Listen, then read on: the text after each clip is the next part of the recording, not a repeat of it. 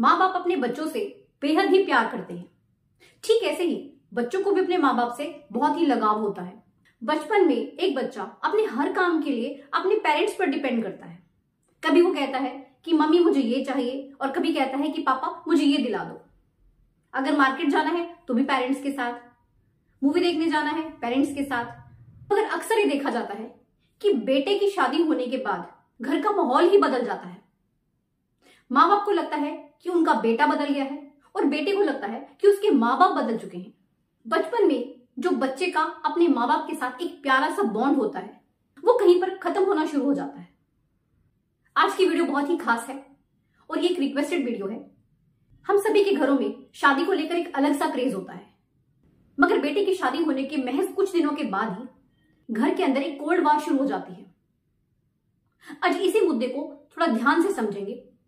अक्सर बहुओं की शिकायत होती है कि उनकी जो सास है वो उनके साथ कुछ अलग तरीके से व्यवहार करती है और अपनी बेटी के साथ कुछ अलग तरीके से, मतलब दोनों के साथ अलग अलग से ट्रीटमेंट होता है।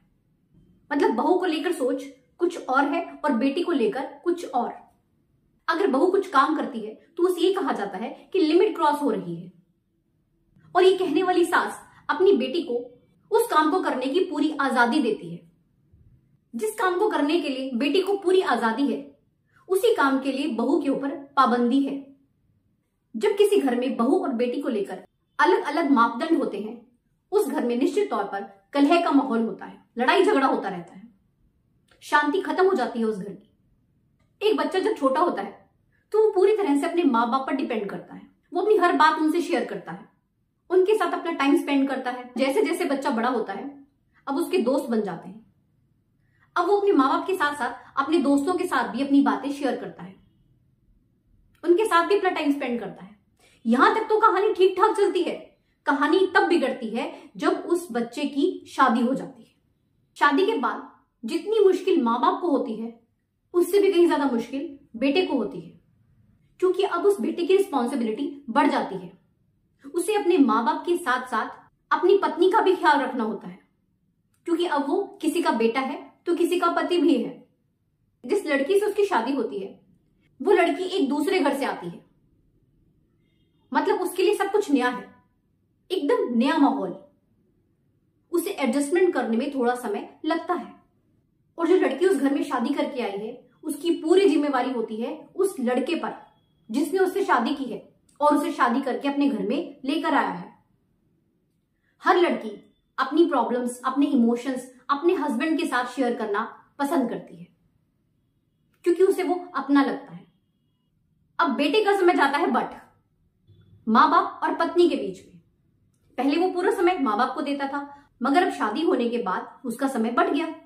माँ बाप के साथ घर में और भी बहुत से रिश्तेदार होते हैं जो उनको जानते हैं, मगर उस लड़की को जो शादी करके आई है उसके लिए तो सभी नए हैं, वो किसी को नहीं जानती। अक्सर क्या होता है कि शादी के बाद बहू की हर एक्शन पर नजर रखी जाती है, उस पर कमेंट्स किए जाते हैं। इसी चीज के चलते वो थोड़ा नर्वस फील करती है। अगर उसे कुछ बुरा लगता है तो निश्चित तौर पर वो अपने हस्बैंड से इसके बारे में बात करेगी, और अगर उसका हस्बैंड अपने माँ बाप से इस विषय में बात करता है या उन्हें कुछ समझाता है तो यहां पर कहानी बिगड़ जाती है।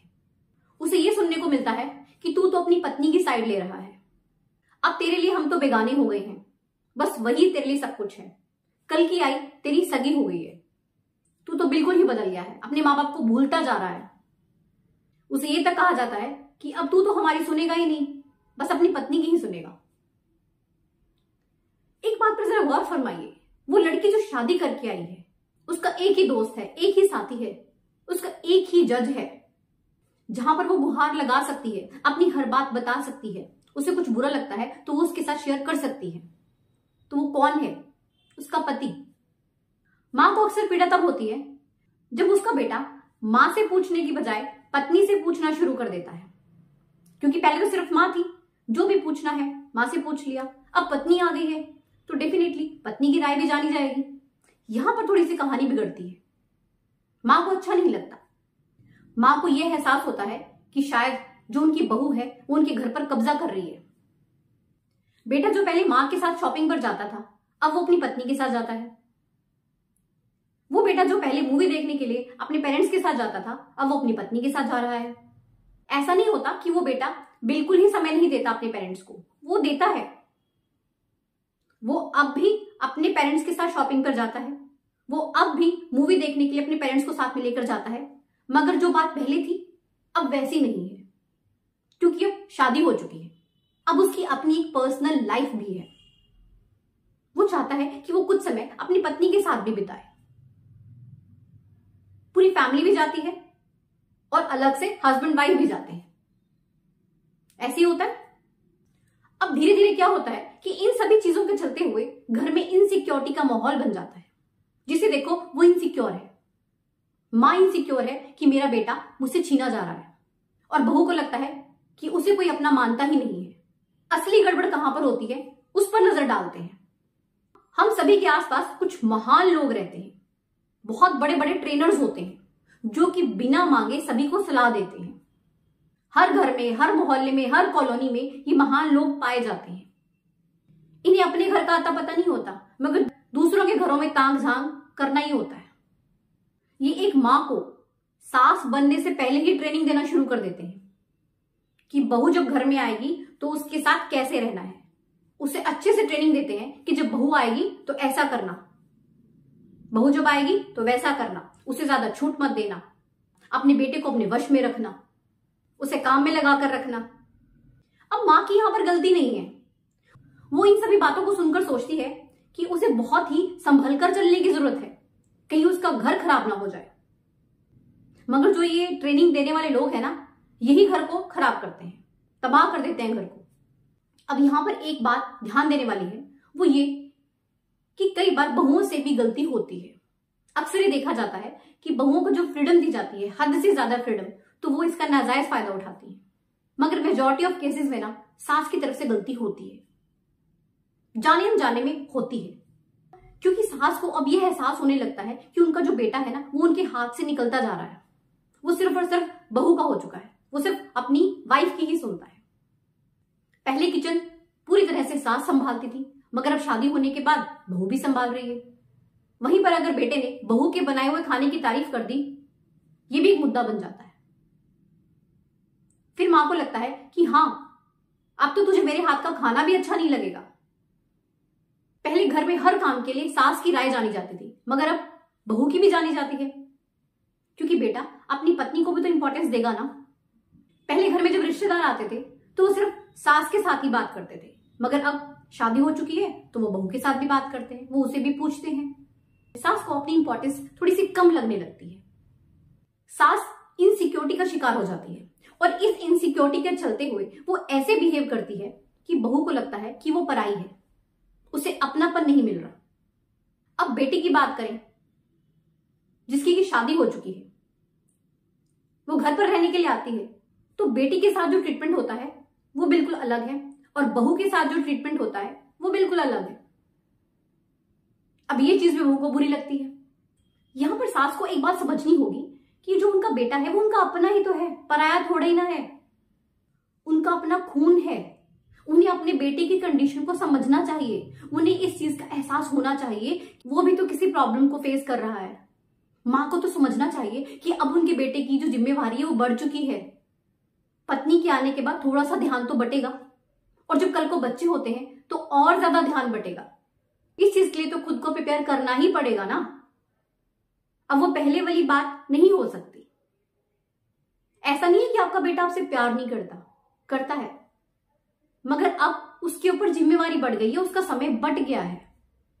बेटा तो बस बेचारा बनकर रह जाता है, और पूरी जिंदगी वो एक बैलेंस मेंटेन करता रह जाता है।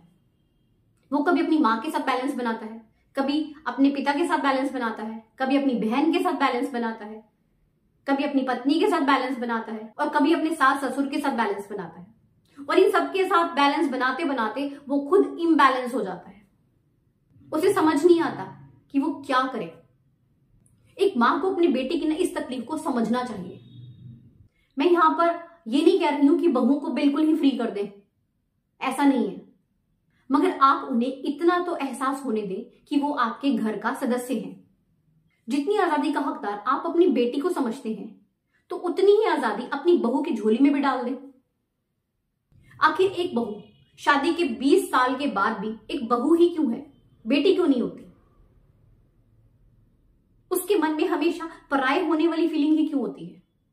अपनेपन का एहसास क्यों नहीं हो पाता? वो अपना घर बार छोड़कर एक नई माहौल में आती है, उसे तो बल्कि ज्यादा प्यार मिलना चाहिए।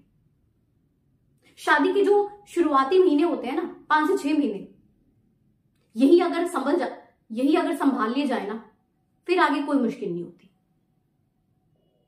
उस बहू को सेटल होने में थोड़ा समय तो लगता है, उतना समय तो उसको दे दो।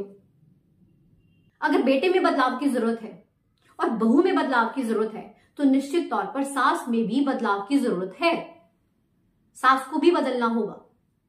जैसा व्यवहार आप अपनी बेटी के साथ करते हैं, वैसा पूरा नहीं, कम से कम 80% अपनी बहू के साथ कर ले। माँ बेटे के रिश्ते में तो एक गहराई होती है। जैसे एक माँ अपने बेटे के बिना नहीं रह सकती, ठीक ऐसे ही एक बेटा अपनी माँ के बिना नहीं रह सकता। हर रिश्ते की अपना एक महत्व है और गरिमा है, और ये हम सभी का फर्ज है कि हमें इन रिश्तों की गरिमा और महत्व को समझना चाहिए। रिश्ते तोड़ने में कुछ समय नहीं लगता, बहुत आसान है। असली बात तो रिश्तों को बनाकर रखने में है, और यही हम सभी को करना चाहिए। बहू की हुई एक गलती का अगर आप अपनी सारी रिश्तेदारी में, सारी बिरादरी में ढिंडोरा पीटेंगे और उसे एक विलेन बना देंगे, तो इससे किसका नुकसान होगा? आपके घर का। दूसरे लोगों का क्या है, वो तो मजे लेते हैं। वो सास को बहू के खिलाफ भड़काएंगे और बहू को सास के खिलाफ।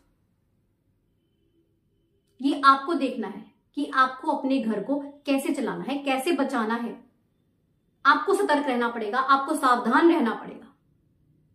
अपने घर को जोड़कर रखना बहुत बड़ी बात होती है। उसमें किसी तीसरे इंसान का हस्तक्षेप बिल्कुल भी ना होने दें।